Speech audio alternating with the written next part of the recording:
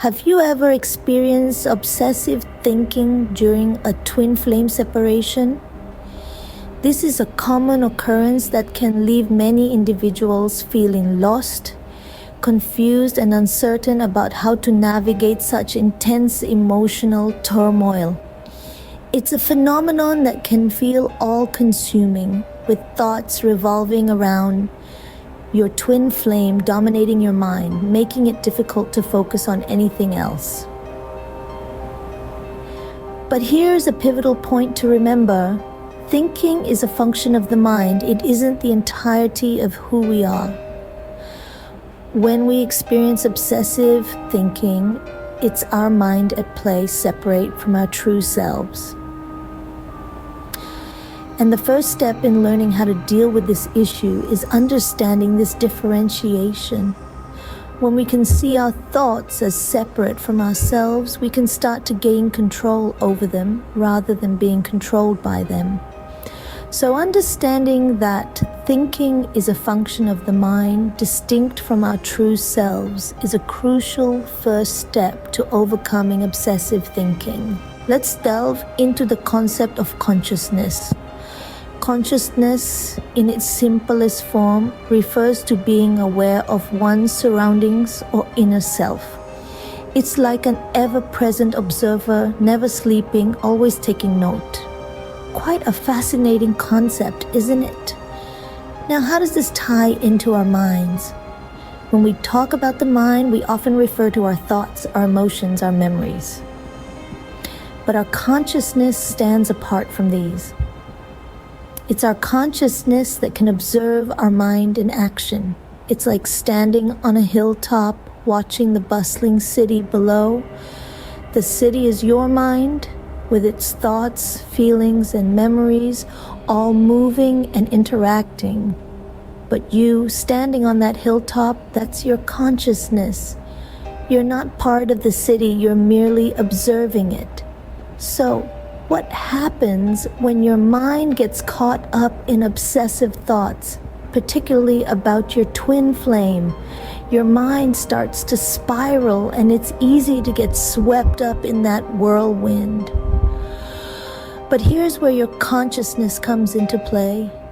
Your consciousness can observe your mind, watch those thoughts as they come and go. It doesn't engage with them, doesn't judge them, doesn't try to change them. It merely observes. This distinction is crucial because it's easy to confuse our thoughts with our true selves. But remember, thoughts are merely a function of the mind. They do not define us. We are not our thoughts. We are the consciousness that can observe those thoughts. If you're dealing with obsessive thoughts about your twin flame, remember this distinction. When these thoughts arise, don't get swept up in the whirlwind. Instead, let your consciousness step in. Observe the thoughts, acknowledge them, but don't engage with them. Your consciousness is the observer, the one standing on the hilltop, watching the bustling city below. So, the next time your mind starts to spiral, remember your consciousness. Let it observe your thoughts, let it acknowledge them, but don't let it get swept up in the whirlwind. Remember, the mind is a powerful tool, but it should be directed by your consciousness, not the other way around. Now let's explore a technique I use to overcome obsessive thinking. This technique is meditation, a practice as ancient as time itself, yet remains relevant in our modern lives.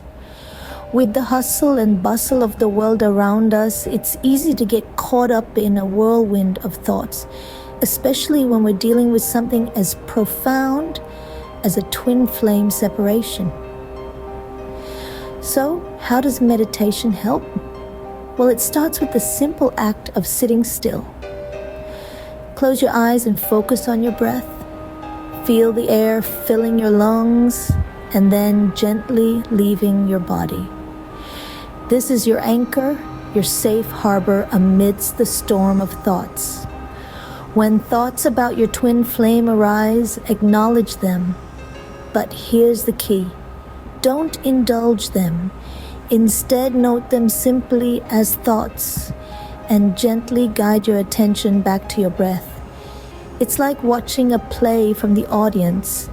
You observe, but you don't get on the stage and join the performance. If you hear a song or feel an itch on your face or any other sensation, do the same. Acknowledge it as heard or felt, and then bring your focus back to your breath. By doing so, you're training your mind to detach from these thoughts and sensations, preventing it from spiraling into obsessive thinking. You might wonder, how long should I meditate? Well, start with short sessions like 5 minutes a day. Once you're comfortable, gradually increase the duration to 10 or 15 minutes. And remember, just like working out at the gym, the benefits of meditation come with consistency. This practice of meditation is not a quick fix, it's a journey. It's about gently guiding your mind time and time again back to the present moment. It's about becoming an observer, not a participant of your thoughts. So be patient with yourself. Give yourself the grace and space to grow, to learn, to heal. Consistency is key. Continue until you notice a reduction in obsessive thinking patterns. And remember, the power to overcome obsessive thinking is within you, and meditation is one of the tools to unlock it. But how can we apply this technique during our day-to-day lives? Well, let's delve into that. The power of this technique lies in its universal applicability. It's not confined to the moments when you're sitting quietly with your eyes closed, but can be practiced throughout your daily experiences. Let's say you're making a cup of coffee. As you pour the water, listen to the sound it makes. If your mind starts to wander, bring it back.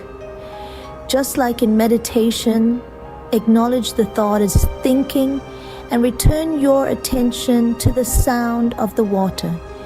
Imagine you're walking down the street and you smell freshly baked. Acknowledge the scent and how it makes you feel.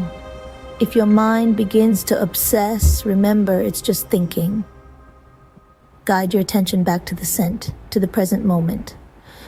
Let's say you suddenly spot someone who looks just like your twin flame. Your heart races for a moment. You take a deep breath, silently telling yourself, "Seen." Then you pull your mind back to the present moment and continue walking, feeling calm and centered again. Eating is another great opportunity to practice. As you taste your food, try to identify the flavors. If your mind starts to wander, bring your attention back to the taste. You see, this isn't about suppressing thoughts or feelings, but rather recognizing them and choosing where we focus our attention. And of course, touch. Whether it's the feel of a warm mug in your hands or the cool breeze against your skin, acknowledge these sensations. If your mind starts to drift towards obsessive thoughts, gently guide it back to the sensation you're experiencing. Now, we've talked about the 5 physical senses, but there's one more we need to consider: our thoughts. These are just as much a part of our experience as the others. When you notice your thinking, that's your 6th sense in action. If those thoughts start to take on an obsessive quality, remember to acknowledge them as thinking. Bring your attention back to the task at hand. By practicing this technique consistently, you'll find yourself less consumed by obsessive thinking and more present in your daily life. You'll gain a profound understanding of how your senses function, how they can either or rule you. Your eyes, ears, nose, tongue, body, and mind are tools.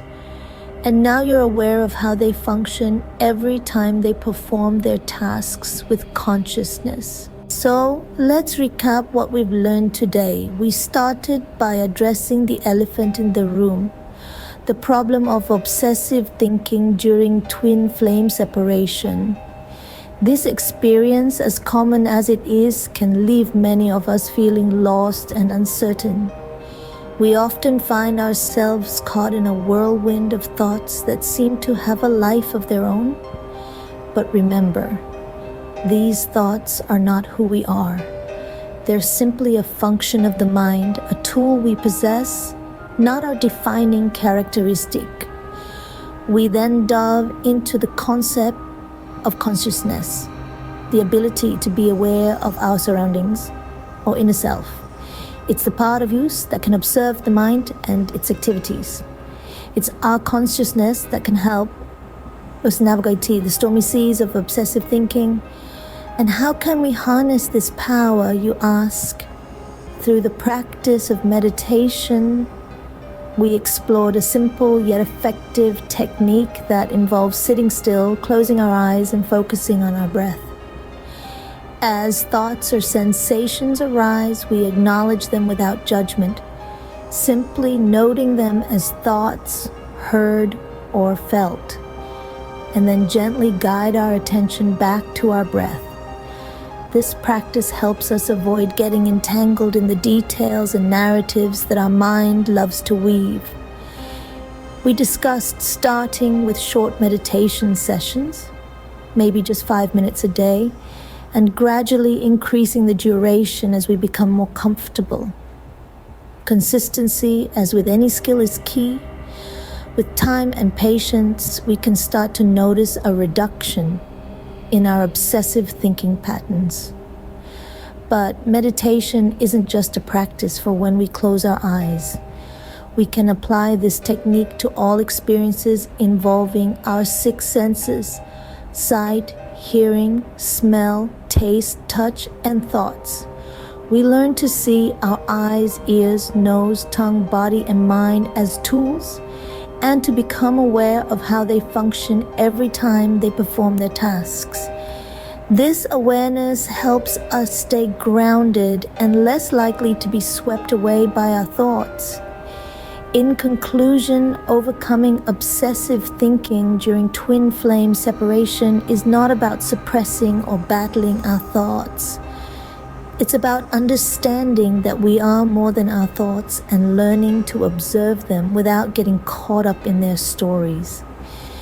It's about using the power of consciousness to navigate our inner world with grace and ease. Remember, the journey to overcoming obsessive thinking isn't a race, but a path of self-discovery and growth. Keep practicing, and you'll find your mind becoming more manageable and less prone to obsessive thinking.